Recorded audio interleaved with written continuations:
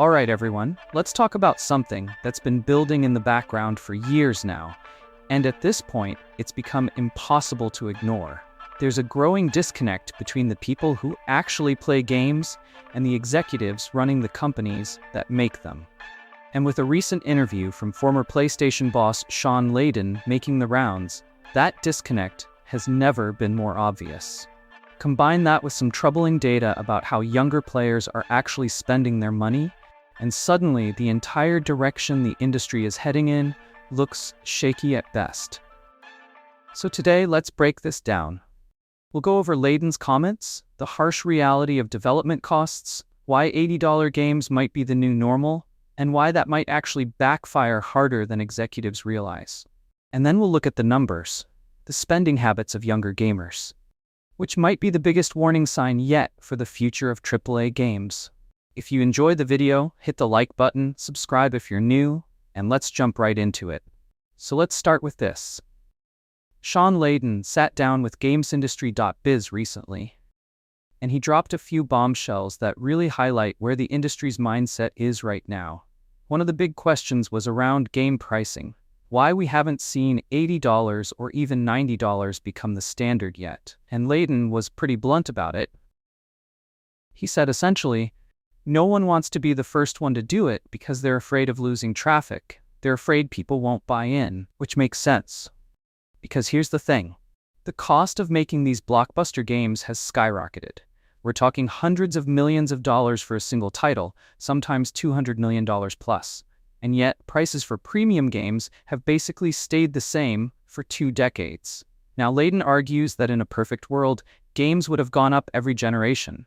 PS1 era, $50, PS2, $60, PS3, $70, PS4, $80, which would mean by now, PS5, Xbox Series, Switch 2 era, we'd be looking at $90 games. And the wild part is, some executives probably do see that as inevitable. And here's where it gets kind of funny. Layden makes this comparison, saying back in the PS1 days, you'd walk into the parking lot of a studio and see sports cars everywhere. Developers were doing well because the economics made sense. Games didn't cost insane amounts of money to make, and if you sold a few 100,000 copies, that was considered a success. CDs were cheap. You weren't throwing tens of millions of dollars at production, and people could make good money without needing Call of Duty level sales figures. Compare that to now, where studios can sell millions of copies and still be branded a failure. Think about Square Enix with Tomb Raider back in 2013. That game sold 3.4 million copies in 4 weeks and was still called a disappointment because it didn't meet corporate expectations. And since then, that mindset has only gotten worse. So what happens? Layoffs. Constant layoffs. Developers are losing their jobs left and right, while executives are taking home tens of millions of dollars in bonuses. And gamers are noticing. We've all become a lot more aware that the money doesn't necessarily trickle down to the people who make the games we love. It's going somewhere else entirely. Now, here's the reality. The industry's mantra for years has been growth at all costs. Even if margins are razor thin, even if profits aren't there, as long as sales are going up, they assume everything's fine. But the problem is, there is a breaking point for consumers. And for a lot of people, that point feels like $80. It doesn't matter if executives think it's fair after 20 years of inflation. For gamers, that's the number where people start saying, maybe I'll wait, maybe I'll pass, maybe I don't need this day one. And this is where GTA 6 comes in. Everyone's watching Rockstar right now, because whatever they price that game at is going to set the tone for the next decade. If GTA 6 launches at $80 and still breaks records, other publishers will follow. If it somehow goes for $90 and still sells 25 million copies, you can bet the industry will rush to normalize $90 as the standard. But if sales stumble, that could be the first real crack in the armor for AAA pricing. Now, here's the kicker. While executives are salivating at the idea of $80 to $90 games, the actual data says the opposite. Younger players, the next generation of consumers, are already spending less on games. According to data shared by industry analyst Matt Piscatella, spending among 18 to 24-year-olds has dropped sharply. We're talking nearly 25% down compared to before. And when you dig into it, it makes sense. You've got student loan payments resuming, higher cost of living, fewer job opportunities for grads, rising credit card debt. All of that means less disposable income. And when you combine that with the fact that free-to-play games exist, it's not hard to see why this age group is saying, why would I drop $80 on a single game when I can play Fortnite, Apex, Call of Duty Warzone, all for free, and hang out with my friends at the same time? That's the new reality. For a lot of younger players, premium $70, $80 games aren't even part of their regular gaming diet. This is where subscription services like Game Pass enter the conversation. Layden himself doesn't like the idea of Game Pass. He thinks it trains players not to buy games. And maybe he has a point. But here's the flip side. In today's environment, subscriptions are consumer-friendly. For $20 a month, you can get access to a library of games you'd never be able to buy outright otherwise. For younger players especially, that's a lifeline.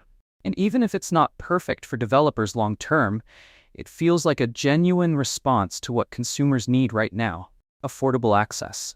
Meanwhile, free-to-play continues to dominate. Sony themselves admitted recently that over 50% of PlayStation Network revenue now comes from free-to-play titles and their microtransactions. That's not just a trend, that's the business model of the future. So when executives are fantasizing about $80, $90 games, they might be ignoring the elephant in the room.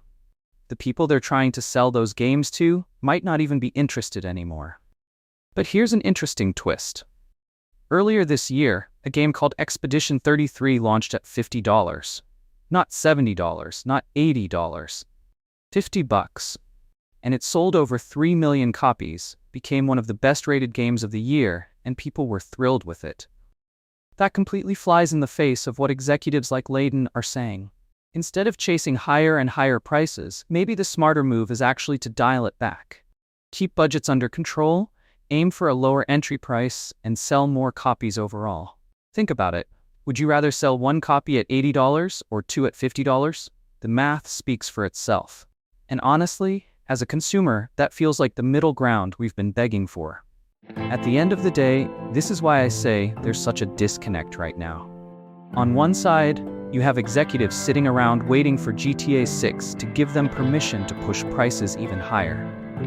On the other, you have an entire generation of players already turning away from premium-priced games altogether. And that's the scary part. If younger gamers grow up primarily playing free-to-play titles, subscription services, and cheaper indies, what does that mean for the future of $80, $90 blockbusters? Are they sustainable? Or are we headed for a collapse where only the rock stars, the Nintendos, and the Sonys of the world can afford to keep making them, and everyone else gets squeezed out? I don't know the answer, but I do know this. Right now, $80 feels like the cliff. Push past it, and you risk losing a whole generation of players to free alternatives. Anyway, that's my take. Let me know what you guys think down in the comments. Do you think $80 is the breaking point for games? Would you be willing to pay $90 for GTA 6? Or do you think the smarter play is more games at that $40, $50 sweet spot? Thanks for watching, and I'll see you next time.